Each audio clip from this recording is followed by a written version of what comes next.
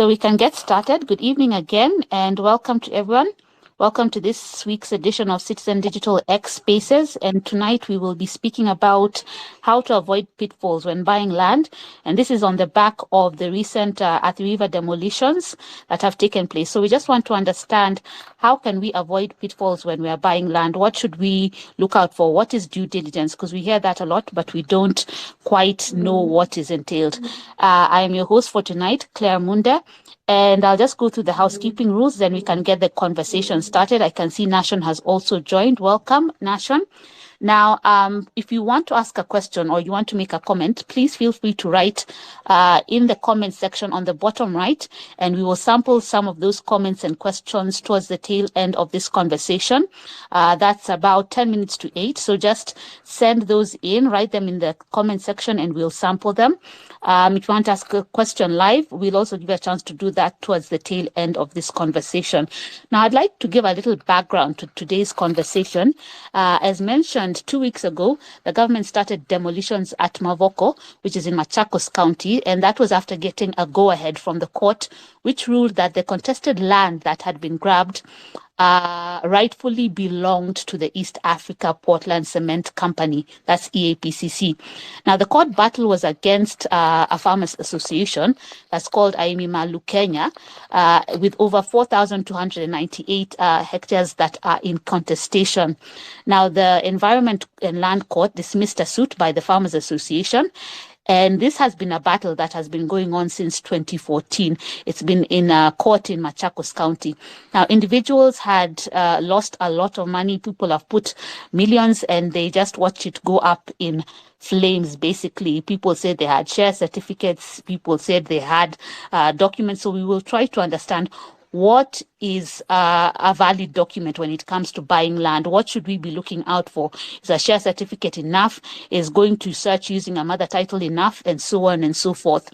So I'd like us to get the conversation started, and I'd like to get your initial thoughts about the Athi River demolitions, just some brief comments, then we will get straight into the pitfalls to avoid. And I'll start with you, Mary, and actually let me do the introductions. Mary, we have Mary Nyawira, who is an advocate on the conversation tonight. We also have Patrick Kwame, who is a housing finance expert, and we have Nashon Okoa, who's a real estate project manager.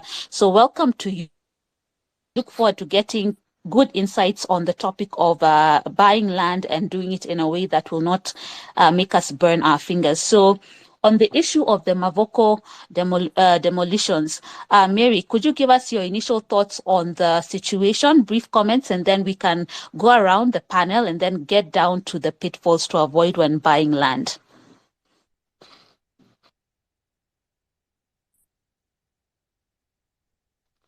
You can unmute, Mary.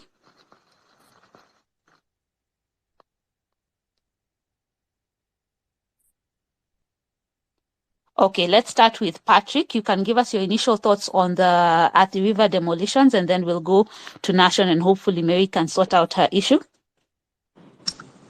Well, thank you, Claire. The demolitions are basically being done after court judgment had been passed, which would suggest that everything else was against those who bought that land. I think I can tell you that I have helped a client to buy land from the same Portland Cement, what you now call Green Park, right next to that place being demolished. And it took us a whole 2 years just trying to buy that land. That's a by the way. So I want us to understand a few things that would always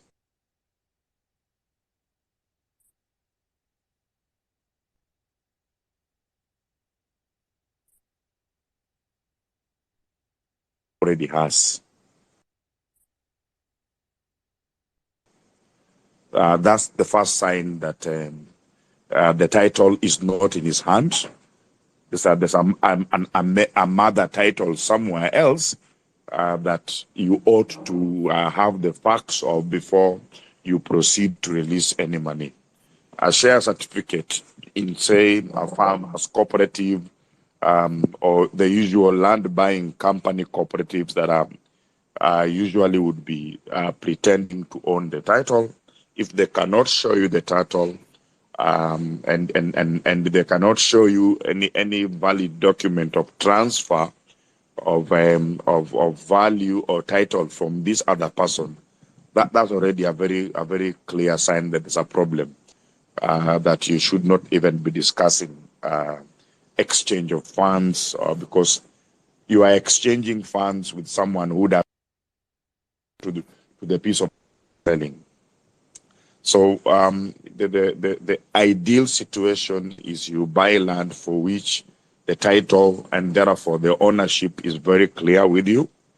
Then you would always go 2 steps behind. A lot of people would begin by doing what is the search on the title at the land registry, but that's not the right step. That is more like a second stage. As a banker, and what we have, I can tell you, we have done for 16 years before I left banking, we would always have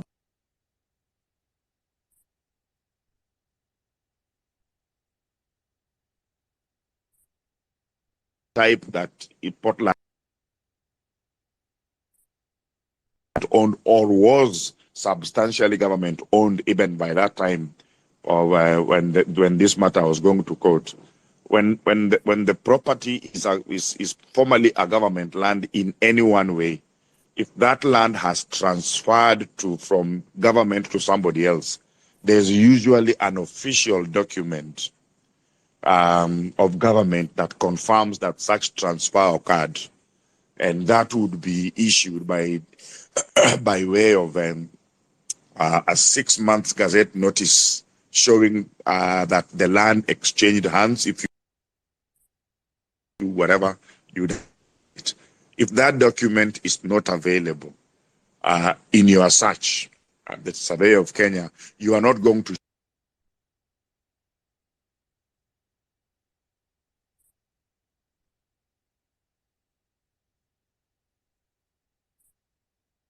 registry rather, and you are able to find a clean title at the land registry. The title ownership is in question.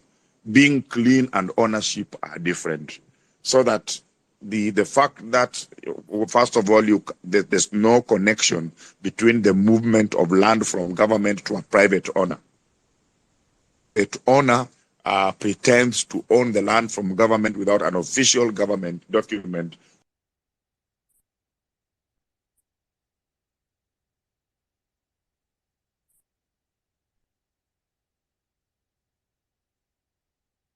The court rightfully would be dismissing a case against a person who is pretending to own a title that they didn't have in the first place. I think that's what I will tell you about the Athi River type of land situation, because I don't have all the details except what I'm reading on the papers, and I wouldn't want to trust that kind of information. Thank you, Claire. Okay, thank you.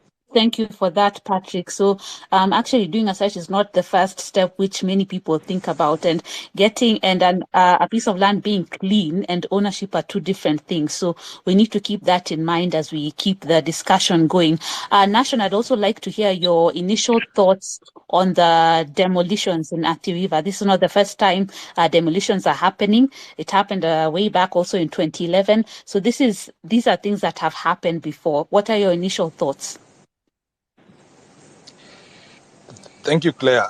I think what has happened in Athi River, or is continuing to happen in Athi River, is very consistent with what we have seen over the years regarding Kenyans and real estate, and land is real estate. It's very consistent. It's accurately consistent with who we are as a people when it comes to real estate, which land is part of real estate. We sort of relegate the issues of due diligence to third parties. We like doing that a lot.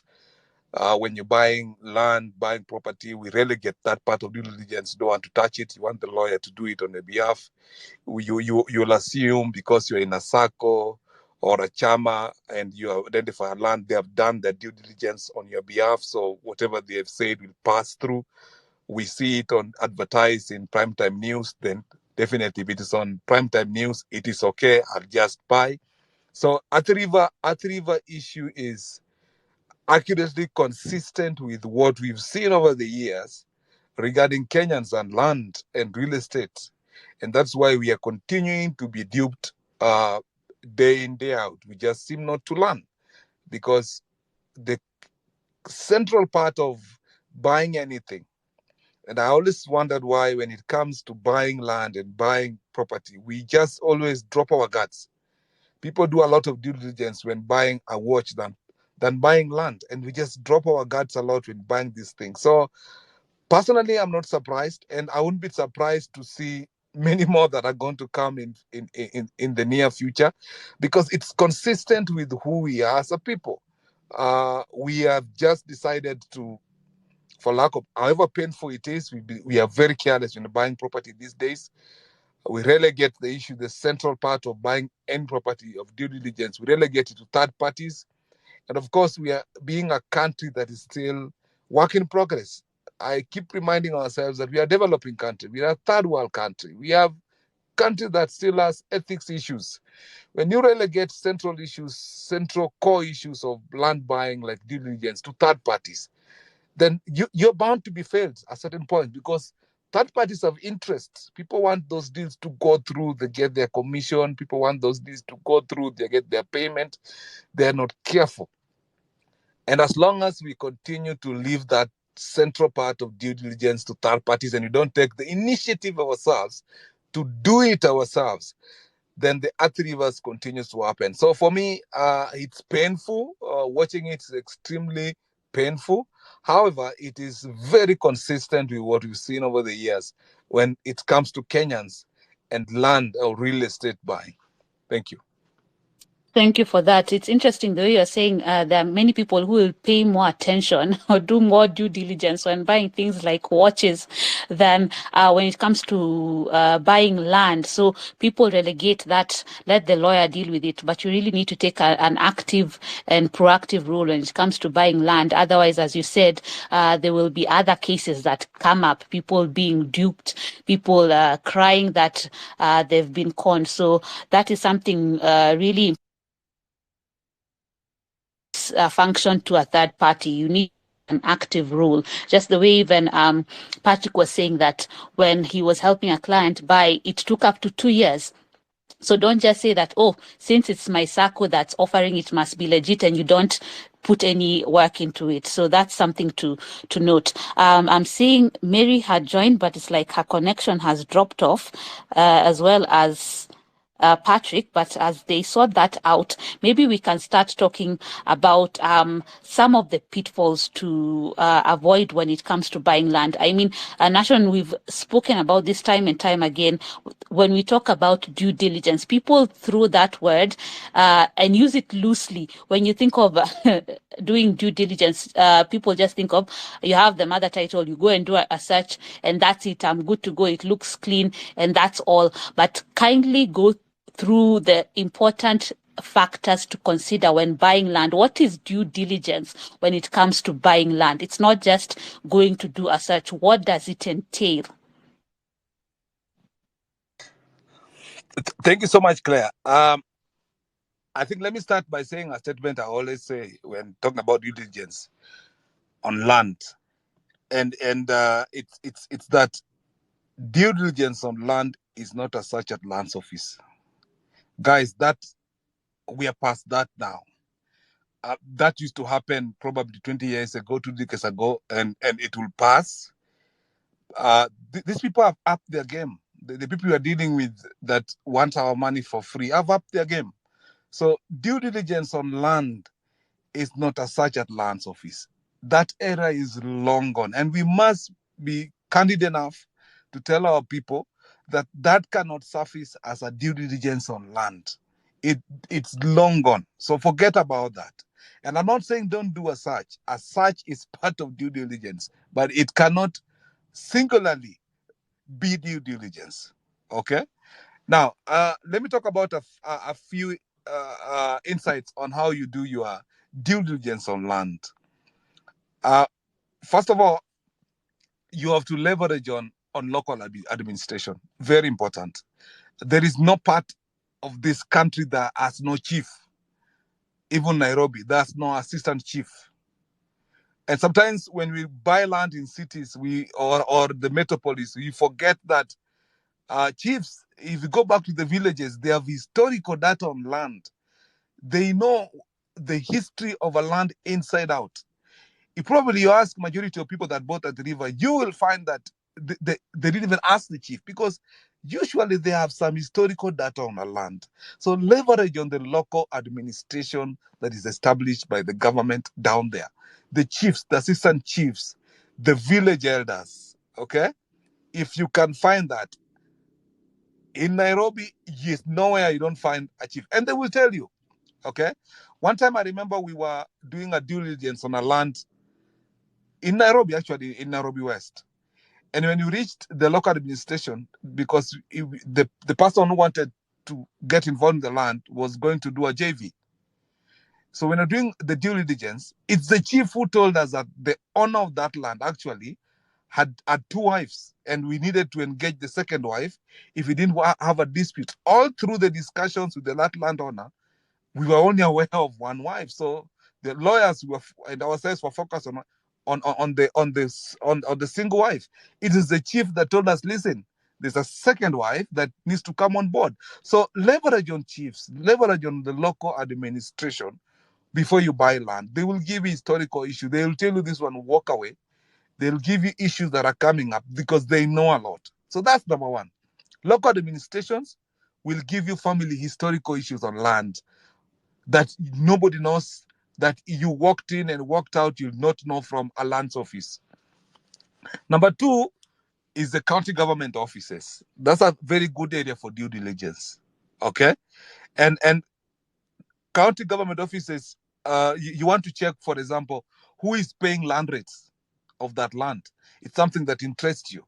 For example, the Athi River land, who has been paying the land rates if I'm interested in buying. So from the county government of Machakos, I want to know who is paying the land rates. It's the county office that will tell you that we are billing so and so for this land. You begin to get some direction on who really owns this land, because there are a lot of titles flying around.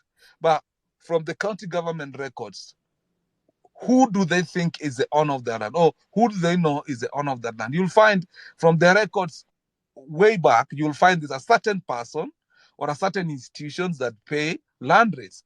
Then you begin to counter-check with the person that is selling the land, that is being told is the owner of the land. You begin to get out of issues. So county offices, walk into the county offices and get to know who is paying land rates. The county gives you those kind of insights on whom are you supposed to deal with in this matter. Who is the county government dealing with? Because the county government is dealing with someone. Is it the same person as yourself? Number 3 is what I always call utility bills. Who is paying the water? Who is paying the power? For example, there's some pieces of land that has houses. So you'll find there's a power meter, there's a water meter, there's some utility bills that is being paid in this piece of land, for instance. Who is paying them? Okay? Who is paying them? You're buying a land that has a house that you can see power connection. Who is Kenya Power billing? Who is that power bill going to? Or who is paying the water bill to wherever municipality that water is being billed to? So utility bills, again, gives you some hints. And in all this process, you are continuing to check the consistency of this landowner. Land rates. The chief is giving you the history. You're now utility bills. Who is paying the power bills if there's a power meter? Who is paying the water bills? Who is Nairobi Water, for example, billing if the land is in Nairobi? This gives you some insight. You haven't reached a such yet. Okay? So utility bills is very important. Number 4 is survey. Okay?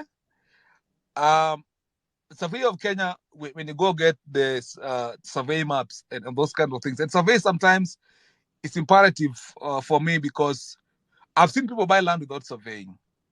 Okay?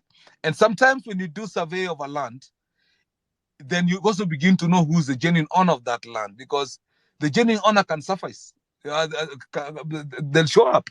The person that really owns the land can show up. If the person selling the land did own the land, and you begin to do your survey, then the real owner of the land will show up. So you begin to know who you're supposed to deal with.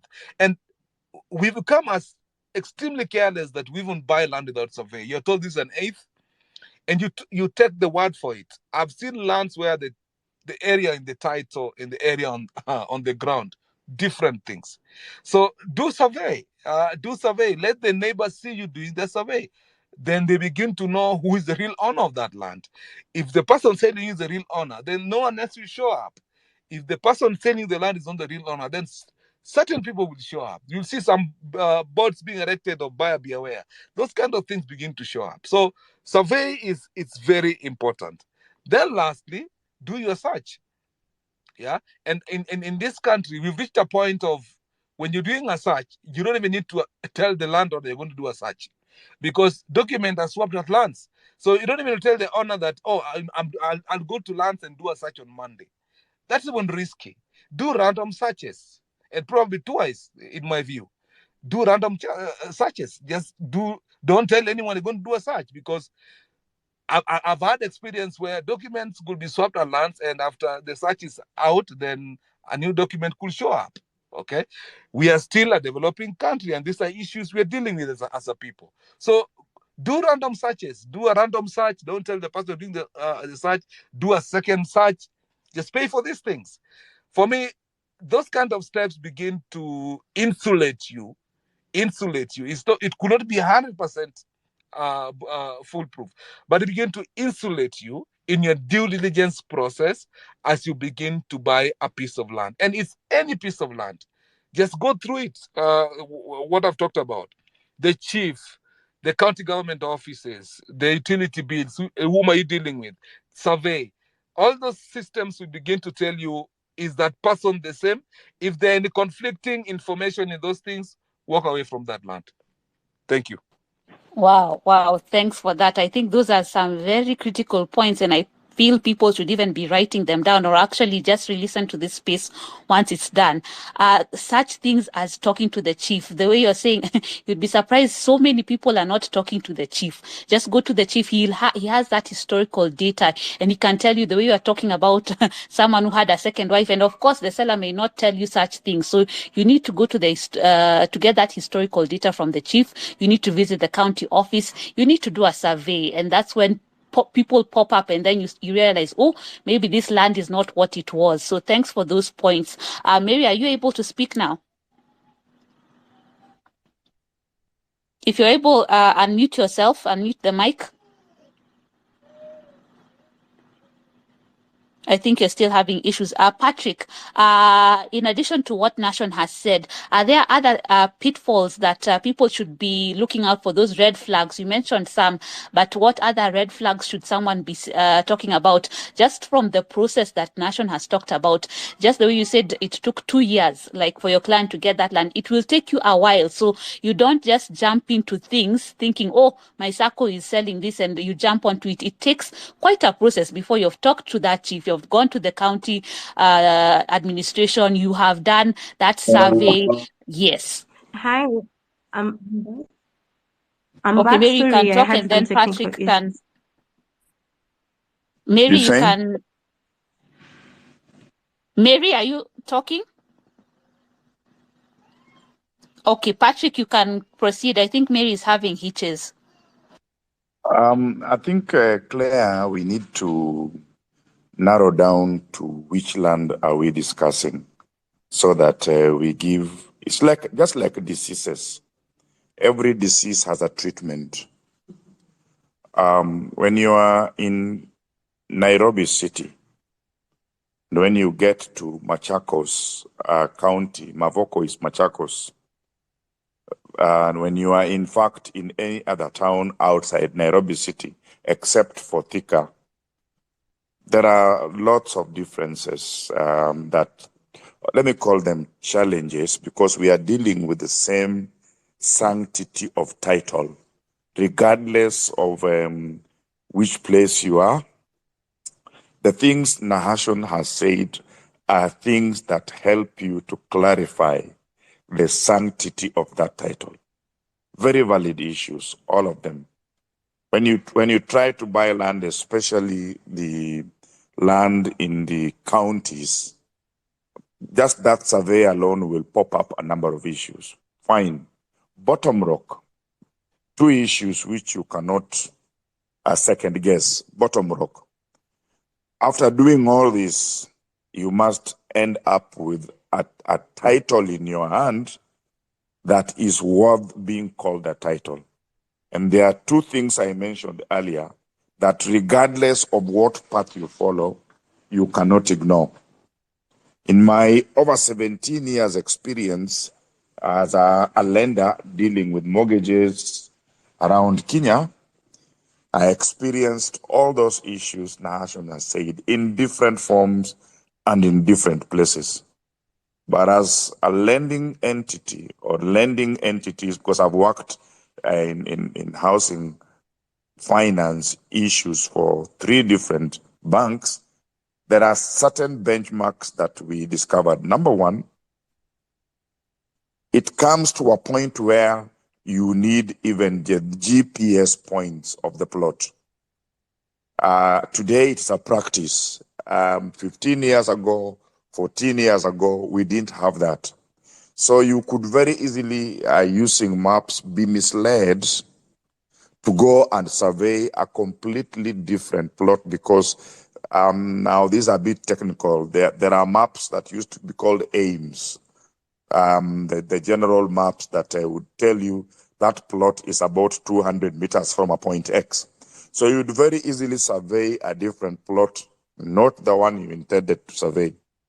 So it has come to a point where you even need to now do the GPS points of each of those, what do you call them, the markers of the land. That has become necessary, and that practice was put in place in the year 2002 by one of the financial institutions. The next thing that is normally very crucial is to make sure that when you are buying government land, and that's why I said we have to narrow down to what kind of land are we buying. We can buy community land, like some SACCO that was selling that pretended to be a community. When you're buying community land, you'll be buying it from a SACCO, or you'll be buying it from a family, or you'll be buying it from an individual. All those situations bring very unique things to the table to think about. So I'll go about them one by one. But I want to say that when land in one way or the other belong to the government, and for example, there are many ADC farms.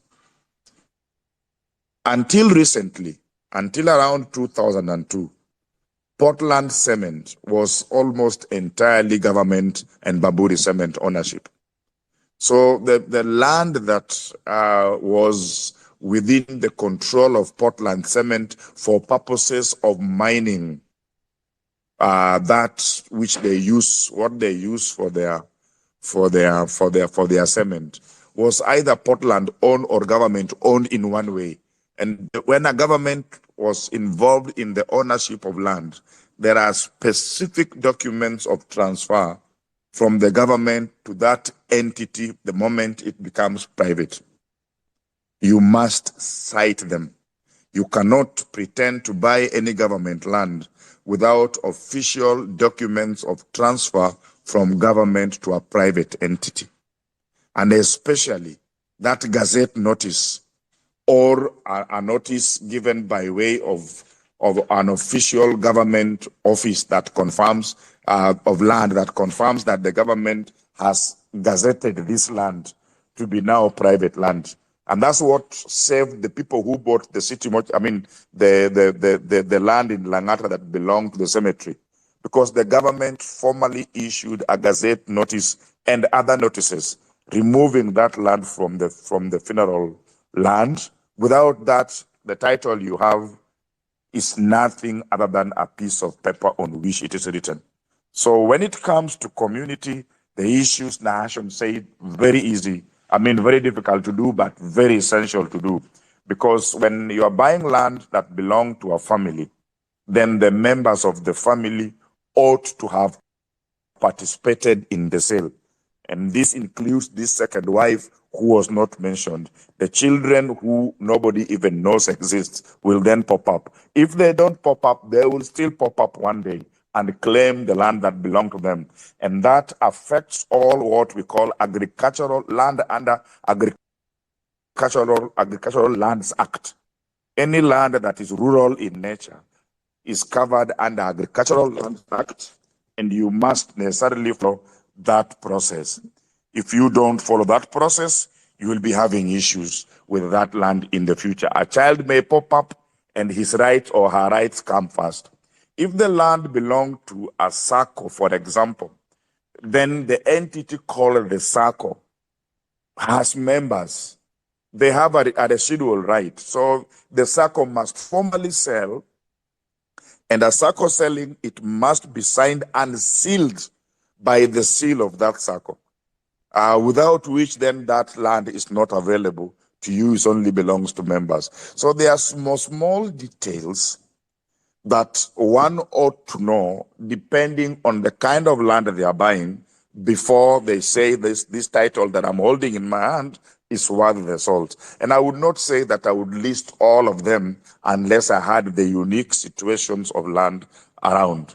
What I have noticed, for example, in a place like Isiolo, the land is communal. So you cannot buy land in Isiolo from anybody. That entire community in Isiolo owns the land. And those communal lands are very tricky because one can come and pretend to be selling them. And the title doesn't belong to a person, the title belongs to a community. And there are many places around Loitoktok, the same exists. Even in Nairobi, in the areas towards Kiambu, call them after Roysambu, Kahawa West, some areas there. We have agricultural land within the city. What is now inside the city, not in Kiambu, but within the city. We have some agricultural land. So you really need to be careful to know under what kind of title before the 2010 constitution was this land held. Because then when the laws changed after 2010 constitution, what kind of land, what kind of law is it now being held? Those small details, Claire, are essential. And like Nahashon said, Kenyans buy land like they're buying mandazi, and they are more careful with a watch or shoes. I would not say that you must necessarily go to the registry yourself if you don't understand it even once, but try to use a professional who understands these things. Nahashon, being a land agent, is one of them who should understand this thing. A typical person would not be able to process that thick garbage of issues without necessarily being walked through by someone. So that agent between you and the lands office who understands and must be faithful to the tills, because if you use a wrong one, then again they become part of the short change channel, and that can be a very big issue. I think that's what I can say, Claire. Okay, thank you for that. And as you said, that it really depends, the kind of due diligence that you will do also really depends on the area. Some places are community land, so there are so many small details that you need to pay attention to when buying land. And just as you said, don't buy land like it's buying mandazi or buying something that doesn't matter to you, so that you don't burn your fingers. Mary, are you able to speak now? Yes, I'm not able to speak. Sorry for the technical issues. All right. Perhaps you can add some of the pitfalls to avoid when buying land, in addition to what Nahashon and Patrick have said. Yes, I must applaud what they've said. They're very good points and crucial points that people must look out for as they're buying land. But I'd like to add a few things. Patrick has spoken about community land and leaseholds, but let me add on agricultural land. Like this land in Mavoko, I believe was agricultural land. Now, when you're buying land that is agricultural, then you must get consent from the Land Control Board. And number two, you must pay stamp duty. I know some people would want to take a shortcut and fail to pay stamp duty. But this becomes very crucial if you are to prove that you indeed bought that land procedurally. And then number three, then make sure that the registration is done to the very end so that you secure a title.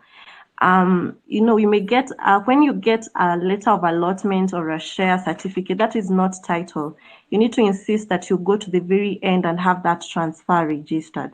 I also agree with my co-panelists that you shouldn't be in a hurry to buy land. And I think people should avoid shortcuts, as I say, because if you do not pay a lawyer now, if you do not pay a surveyor now, then you will pay them later when there's a problem. And if you're buying from a company, it must be credible. And make sure that you avoid, paying cash. Let there be paperwork at all times. Let there be paperwork and keep records. How did you pay the first deposit? Keep records. Is there a sale agreement? Keep records. How did you pay stamp duty? Keep records, so that if there is ever any question, you can easily prove that you are indeed the owner of that land. How you acquired the land, how you acquired the title, becomes very crucial if you are to be declared a bona fide purchaser or an innocent purchaser for value, that is. So I'll just add that you need to keep records and do not be in a hurry, and indeed involve a professional. Okay, thanks for that. And you're talking about paying that stamp duty, which sometimes people try to avoid. And you're saying that it might help you in case of disputes and whatnot. So tell me, like in this case of the Athi River demolitions and whatnot, people who have proof of that they made payments, their receipts and whatnot, does that help you in a situation where a piece of land is declared that it belongs to the government, it doesn't belong to you? Is there any recourse for you just by virtue of producing receipts or saying that you paid stamp duty and whatnot, or what is the situation there? Thank you so much, Claire. Okay, so when you find yourself in such a situation, just like our fellow Kenyans are right now, what the court would be looking at, for example, an individual may go, seeking for an order to declare him the owner. Then what the court will be looking at is, number one, what is the root of that title? All right. What is the root of that title? Because you cannot declare, you cannot seek to be declared the owner of that land if the root of the title is challenged. Then number two, you will need to prove that you acquired the title procedurally. And that's what Patrick was talking about. Did you take every step that you needed to take for you to get the title so that it is not fraudulent at all? And that includes payment of stamp duty, as we have said, and getting consents where there is need to get consent. Because even when there is a leasehold, you need to get a consent from the head lesser. So if you did it procedurally, and then number three, you conducted due diligence, which my colleague has really talked about, then you have a good case before court. Why? Because if you conducted a search and the search from the registry, the land registry, declared that the owner of the land is actually the seller selling the land to you, then you have recourse. Because you will say that this, I did due diligence, I conducted a search, and the law is very clear that the lands registrar's report or the search is conclusive proof of ownership. So if you relied on that, then you can have a very good case in court. Another recourse, so the first recourse is against the government of Kenya itself, because you relied on the records by the land registrar. Then number two, the recourse you may have is against the seller. And so if you have a good lawyer who did a good sale agreement that has, the side of the seller said, A, B, C, D, I commit that this land is mine. Yes, I also guarantee that this land has no dispute and all that. You can use that as breach of contract and indeed obtain compensation from the seller. If you can also prove that there was fraud on the part of the seller, that is also, it has a criminal element to it, yes, but you can also seek compensation through a civil court. So as much as there is a lot happening in terms of fraud and things that are beyond our control, let's do what is within our control. And the first thing really is to engage a professional, and secondly, to make sure that due diligence is undertaken. And I liked what my colleague said, that you actually go to the parcel yourself, ask questions. Do not buy land seated on your desk. Go and have a surveyor. Make sure you can see the beacons physically, inspect the land, so that you don't, as my colleague said, you do not buy land as you're buying mandazi. So we must be very careful, because we must be awake, we must be alive to what is happening. And so we must be sensitive when you're buying land and conduct the process as we are saying.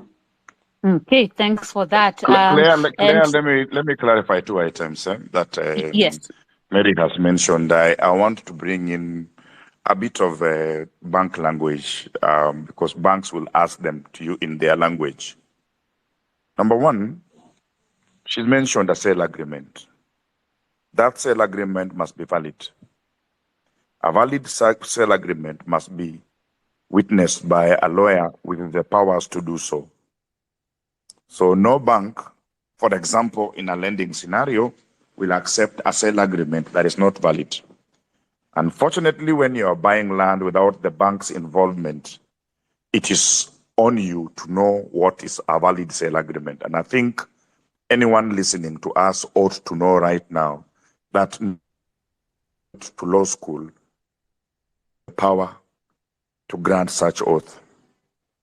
So a lawyer that has the powers to grant such oath, and Mary can clarify that later, that is important. If the sale agreement is not valid, whatever means you used to convey the process to show that I had every good intention, I paid deposit, I did that, that document may just throw you in a ditch. Number two, she's mentioned, she said what I said in a completely different language, the root of the title. And that's why I said you do a survey of Kenya Search to understand E. Shamba, who was the original owner, who bought it and split it.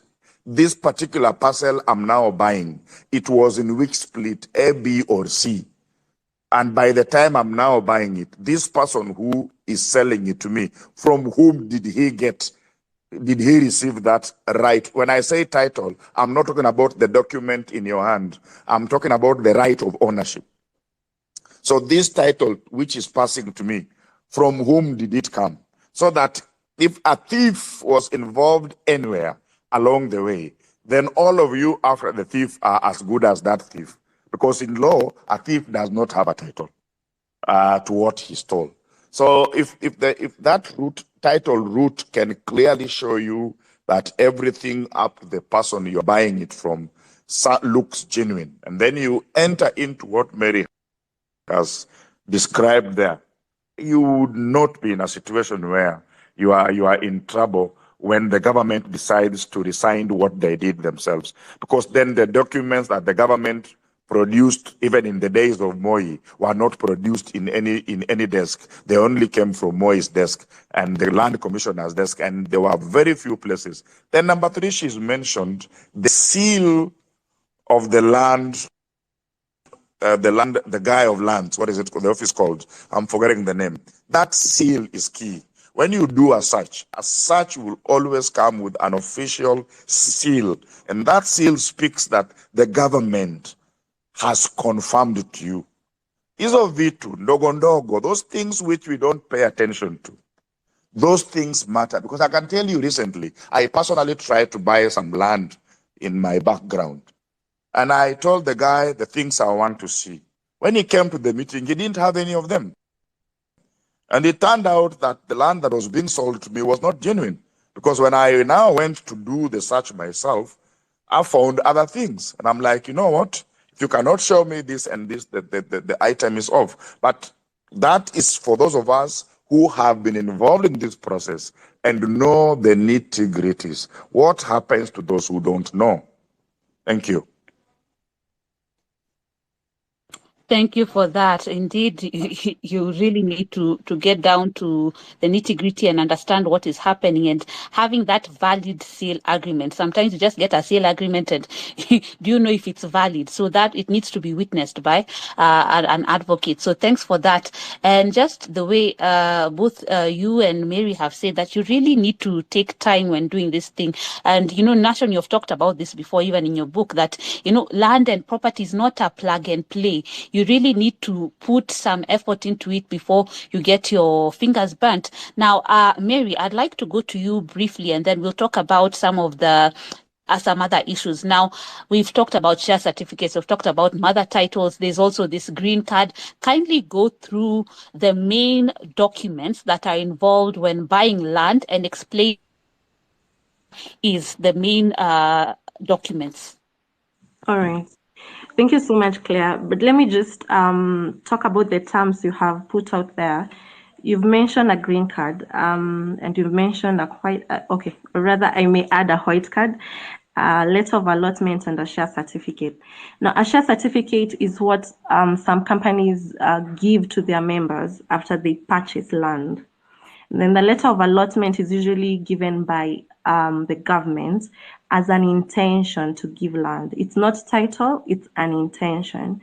And then if you were to go to the registry and you want to see the history in relation to a particular parcel of land, if it's an absolute title, you will see a green card. And if it's a leasehold, you will peruse a white card. So that's what they have on the tail end from their end.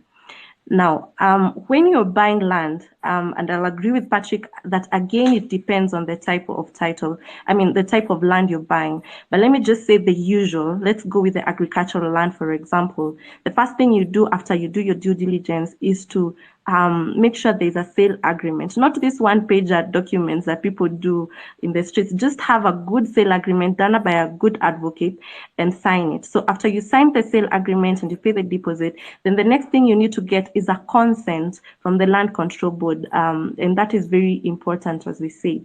Then number 3, you need to have a transfer signed by both the seller and the purchaser. Number 4, you need to have a valuation undertaken by the government valuer. Why? Because it will determine how much is payable as stamp duty. In some areas it's 4%, in some areas it's 2%. So upon paying stamp duty, and let me be clear that stamp duty is a very personal obligation. You do not allow a third party to pay for you unless you are able to look to make sure that it has indeed been paid through your iTax account. So it's a very personal responsibility. Pay stamp duty, make sure it has been paid.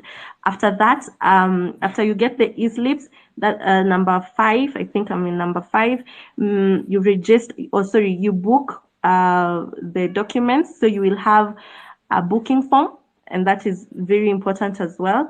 And before they book, they will frank the documents to show stamp duty has been paid. And finally, the registration will be undertaken. That's an agricultural land. For the others, it's plus or minus because, of course, under the Land Act 2012, we are trying to have all these titles, under one uniform regime. But if it's a GLA title, there is no consent. No consent is given by any land control board because it's not agricultural land, basically. But if it's a leasehold, get consent as well from the head lessor. So those are the documents required when you're purchasing land. There is the sale agreement, there is the transfer, there is the proof of payment of stamp duty, there is a valuation report, and then there is the e-slip that you paid, the stamp duty with, and then booking form, and finally make sure you have your original title. Those are the documents that indicate that the transfer is complete. Okay, thank you. So as I said, this is If kind it of is, space where I need to be taking notes. In the current situation, if the person is selling the land within the period within which they need to pay the growth in capital gain, then the seller must also show evidence of having paid the capital gains tax. Okay, thanks for that addition. So there are quite a number of documents that you need to be familiar with. And as I said, you can listen to this space again once it's ended, just to take notes, because there's a lot that needs to be done. Now, I want us to divert a little bit and talk about this craze that Kenyans have when it comes to plots. People say you just need to have a plot, whether it's going to be useful, whether you're holding it for speculation, whether you're going to do anything, it doesn't matter. Now, Nashon, I'd like you to speak to us a little bit, because there are people from both divides. There are people who say that, someone needs a plot, whether you're going to use it or not is something different. And there are others who say that, if you're not going to actively use it, then it's just like dead cash lying there. So tell us a little bit about what you should be thinking even before buying plots, because sometimes people don't really actively think, why am I investing in a plot? Am I really going to build on it? Or am I just saying that I have a plot here, I have a plot there, and it makes you happy, and when you need the money, it's really illiquid? So tell us a little bit about what to think before thinking of investing in land. Thanks, Claire. I think there is this Kenyan cliche of you can't go wrong with land, and that saying has really plugged people into holes that they can't recover from. As I said, land is real estate. It's what is part of real estate, and when you're going to buy land, there has to be some thought around land. And one of the things that you really have to watch around for is it's the what I call the scarcity statements of the people selling land. It's like property. Anyone going to sell you property, anyone going to sell you land, you must be mindful of scarcity statements, of one plot left, those kind of things. This is better deal. They are ending at before close of day. If you don't sign by COB today, someone is coming the afternoon to check the same plot. You know, those scarcity statements are always used to ensure you sign that document without your lawyer looking at it and think about it later. Land is an investment. And just like you treat investments, yes, you need to get land in where the capital growth potential is high. And the capital growth potential is not high in all places. That's the truth. If it was high in all places, will be a very rich industry in terms of real estate. So there is this notion, and really it always emanates from the groups, you know, the table banking groups, the chamas, these groups of we're buying a piece of land in the middle of nowhere and subdividing, then we will sell and we'll sell at 600,000. There is no thought around those kind of things. And then you throw your hand into it of, you know, you can't go wrong with land. It will appreciate. Last week I was talking to someone who bought a land, I think somewhere deep past Kitengela, bought it at 600,000. 3 years down the line, that land is now 620,000. Actually, 4 years down the line. I mean, that money probably will be better in money markets, for heaven's sake. So there has to be thought. Land is an investment. There has to be thought when you're buying land. One of the key things I agree you need to consider is the capital growth potential of that land. That is imperative for you to consider. So it has to be in an area where there's a potential capital growth potential. It's one of the imperative things when you're buying land. If you're buying land not for immediate use, that's one of the imperative things because you want it to grow in terms of gain, in terms of value. Now, there are certain things you have to look at when you're looking at the capital growth potential. It's a whole different space we'll have one time with Claire if she wishes. But things like upcoming roads, I mean, the neighborhood, schools are always a good indicators of capital growth potential. Good hospitals, okay? Good public schools is always quite recommended. So it's not just throwing money somewhere and hoping that because you hear it will grow. There has to be thought about land, and land is an investment. You must look at the opportunity cost of throwing $1 million in that land where it is. Is there good capital growth potential? Or do you put it in money markets or bond, for example? I mean, there has to be some thought about it. The problem we have that we need to address as a people is we do not give thought to buying land, especially when you're buying land through groups. And that's why you'll find the issue in Athi River. Because there is this, we recline to the comfort that if the group I am in is selling the land, then they've done their due diligence. I don't need to do it. And that's why a lot of the pain Kenyans are suffering is always through groups. Even some circles just don't do their careful due diligence, and they plug members into properties and lands with issues. So you have to do it. Take it upon yourself to do the due diligence. This is your road. You must walk this road as a person. It is your journey to take. You must confirm that the area you're buying the land is worth the investment. And you must compare that investment with other potential investments. If there's no capital growth potential in that area and it's not for immediate use, please walk away from that land. And lastly, just to contribute a little bit for what I said earlier, sometimes, you know, if you look at Athi River, because sometimes if you rely on even other government institutions to give you the sanctity of a title, you'll be in problems because the properties being demolished in Athi River actually were approved for construction by the county. So they have construction permits. And one of the requirements for construction permit as someone in the state is a title.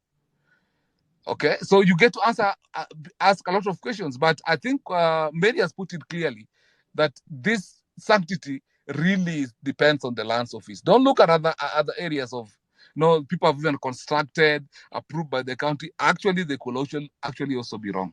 Thank you. Okay, thank you for that. I'll get your comments, Patrick and Mary, as well, but I'd like to sample some comments and then you can answer as we close because time is running out. Our Ton Bernard says, thanks for that procedure on buying land. And my question is, what if the land is not registered and it's under community land? How will we go about that for someone who wants to buy a piece of land that is not registered? Perhaps Mary, you'll answer that. And then there's someone else here. Kato Oko says, acquire the title through proper procedure, conduct due diligence properly, conduct a search which is conclusive proof of ownership, ensure you engage professionals, make sure the sale agreement is valid and inspect the land. Such an insightful panel. A lot of takeaways. Thanks. We're happy you're getting from this space. Then Antone says, Ochio says, I'm feeling like we're putting a lot of pressure on the buyer. We have a government and it should ensure that the titles are clean. Mine is just to do a search and that's simple. That's why we're saying that people just want to do the search. So maybe you'll comment on that. But Mary, you can speak to what Bernard was asking about that community land. And then Patrick, you can probably comment on that issue of putting pressure on the buyer, and then we can get the closing comments. Mary, you can start.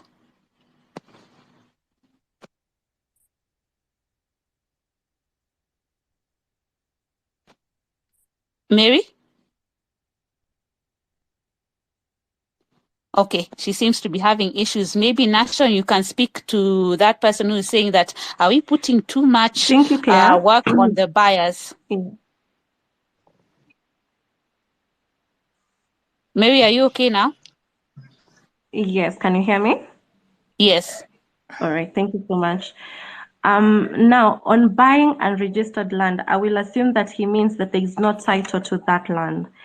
I always advise my clients to avoid property that has no title. That is to say, you're buying a share certificate or you're having a letter of allotment transferred to you. Why? Because the law is very clear that proof of title is, proof of ownership is by title. So where there is no title, then if you need to buy that land and you have no other options, then you have to be careful. Because if it's being sold by a company, first of all, you need to make sure that it is legit. The company is legit and reliable. Then number two, get a copy of the mother title, because there must be a mother title somewhere. And most of the time, these companies are, buy big parcels of land, then subdivide them. If that is the case and it's okay, then you must make sure that at least physical planning has been done. Why? Because sometimes they subdivide land and they say we are selling 50 by 100, and then the physical planner comes and says, no, we need a road across these plots, or we need the plots to be bigger, and yet you have already paid a deposit. What happens in that case? So if you're buying a property from a company and yet they still don't have titles, you must make sure that physical planning has already been done. And number two, they have received consent for subdivision from the Land Control Board, such that they are only waiting for titles. As I said, I do not advocate for purchase of land where there are no titles. But if you must, then make sure there is physical planning already done and consent for subdivision. Now, if it's from a natural person and they're saying we still don't have title for this land, why? Why don't they have the title? Is it that they have not undertaken succession? Because most times that is the case. And if succession has not been done, I urge you not to buy that land. Why? Because the law says that is called intermeddling, and no court will be on your side. You will have no recourse before court because you are an intermeddler. You touched property that belongs to the dead. Succession must be done before you get land. Before you get that title. So if you are buying any land without title, you need to be super, super careful.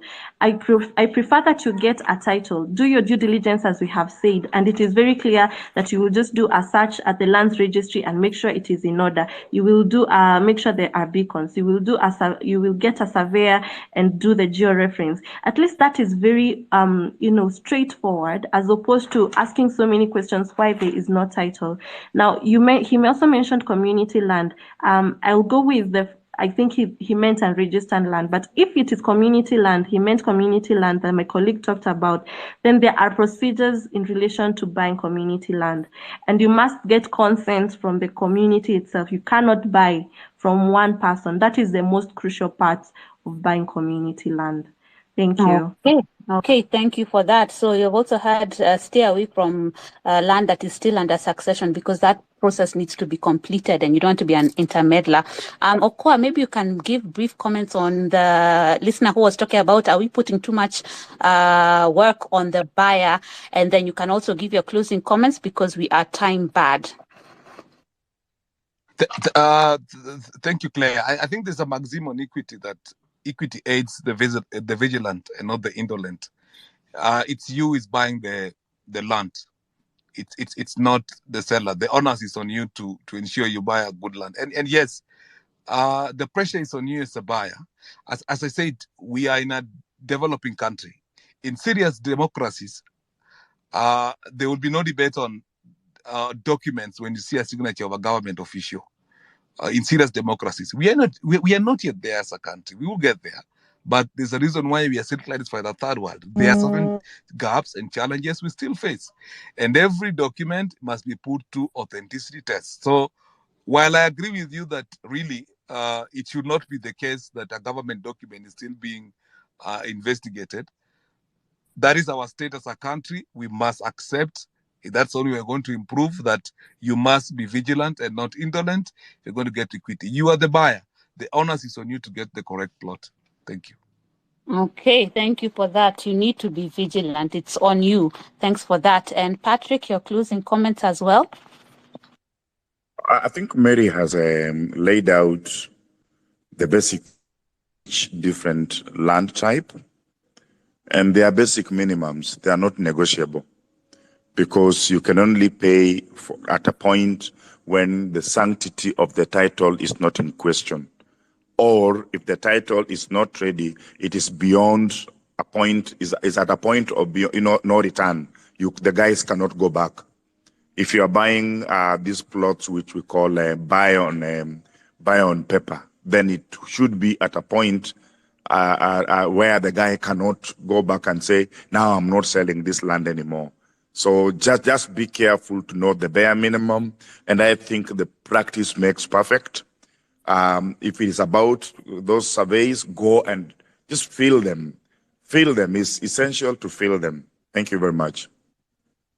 Thank you for that. I think the key takeout from this is do your due diligence and take your time to do the right due diligence, and don't relegate that function to third parties, because at the end of the day, it's you putting your money. Thank you so much to our speakers, Patrick, Nashon, and Mary.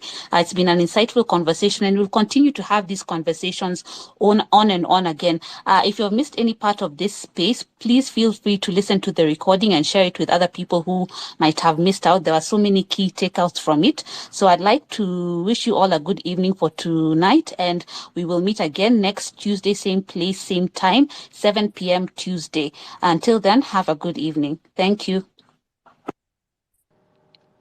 Thank you very much.